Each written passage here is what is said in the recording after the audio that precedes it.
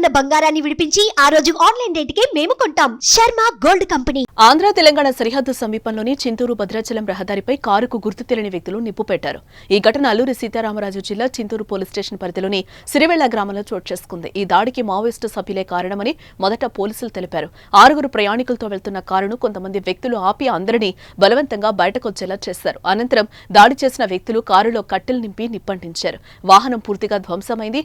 స్థానికులు అందించిన సమాచారం మేరకు ఘటనాస్థలికి చేరుకున్న పోలీస్ బృందం ఘటనపై విచారణ ప్రారంభించింది. అయితే ఈ కేసులో ఊహించని ఓ ట్విస్ట్ చోటు చేసుకుంది. ఎడపాక గ్రామానికి చెందిన కార్పెంటర్ గుంటుపల్లి మనోజ్, గణేష్ అనే వ్యక్తులు కలప కోసం నెల్లిపాక నుండి కారు తీసుకుని చింతూరు మండలం పేగ గ్రామానికి వెళ్లారు. సుమారు 5 దుంగలను వేసుకుని వారు తిరుగు ప్రయాణంలో సరివేల గ్రామం దాటిన తర్వాత కారును ఆపారు. అయితే అనూహ్యంగా సీసాల్లో ఉన్న పెట్రోల్ లీకై బగ్గుమని మంటలు లేచి వాహనం దగ్ధమైంది. ఈ ఘటనలో వారికి కూడా గాయాలైనట్లుగా తెలుస్తోంది. అయితే కారు దగ్ధమైందని పోలీసులకు వారు ఫిర్యాదు చేయలేదు. ఫిర్యాదు చేస్తే కలప తరలిస్తున్నట్టు తెలుస్తుందని భావించిన ఆ ముగ్గురు విషయాన్ని గోప్యంగా ఉంచారు. అయితే ఈ కేసులో ముందుగా మావోయిస్టులు పనే అని అందరూ అనుకున్నారు. అయితే ఇదే సమయంలో కారుకు సంబంధించిన బాధితులు ఎవరూ పోలీస్ స్టేషన్లో ఫిర్యాదు ఇవ్వకపోవడంతో అనుమానం వచ్చిన పోలీసు అధికారులు 3 బృందాలను ఏర్పాటు చేసి కారు దగ్ధం విషయంపై కూపీ లాగడంతో కారును కలపను స్మగ్లర్లే దగ్ధం చేశారని తెలిసిందని, దీంతో కలప తరలిస్తున్న ముగ్గురిని అదుపులోకి తీసుకున్నట్లుగా ఏఎస్పీ పంకజ్ మీనా తెలిపారు. మొన్న ఎర్లీ మార్నింగ్ మీ అందరికీ తెలుసా ఒక కార్ బర్నింగ్ ఇన్సిడెంట్ జరిగింది.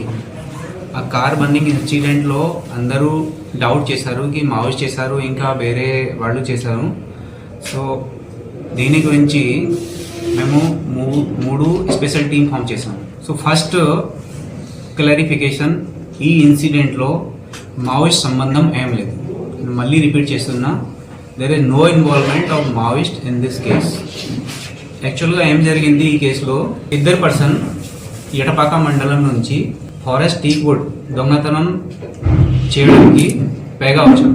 పేగాలో ఒక ముద్దయి 3rd పర్సన్ అక్కడ నుంచి ఈ దొంగ వుడ్ కలెక్ట్ చేసి రిటర్న్ వెళ్ళిపోతారు. ఆ సేమ్ టైంకి 1 పర్సన్ కార్లో ఉన్నాడు, 2nd పర్సన్ బైక్ మీద ఎస్కోర్ట్ కోసం ఫాలో చేస్తున్నాడు. ఈ మధ్యలో కార్ వాళ్ళు ముందుగా అండ్ బైక్ వాళ్ళు వెనుక ఫాలో చేస్తున్నారు. ఆ బర్నింగ్ ఇన్సిడెంట్లో కార్ వాళ్ళు కార్ సైడ్లో ఆపేసి ఎస్కోర్ట్ కోసం ఆ ప్లేస్లో వెయిట్ చేస్తున్నారు. వెయిట్ చేయడం టైంకి వాడు ఆలోచించి ఓకే వెయిట్ టైంలో సిగరెట్ తాగుతారు. సో సడన్గా వాళ్ళు సిగరెట్ ఇగ్నైట్ చేసే టైంకి అజాద్ ఈ టైంలో కార్లో 2 బాటిల్ పెట్రోల్ కూడా ఉంది. సో పెట్రోల్ లీకింగ్ కోసం వాడు ఐడియా లేదు. సో సడన్గా ఈ సిగరెట్ ఇగ్నైట్ చేస్తే ఈ ఫ్లేమ్ అయింది.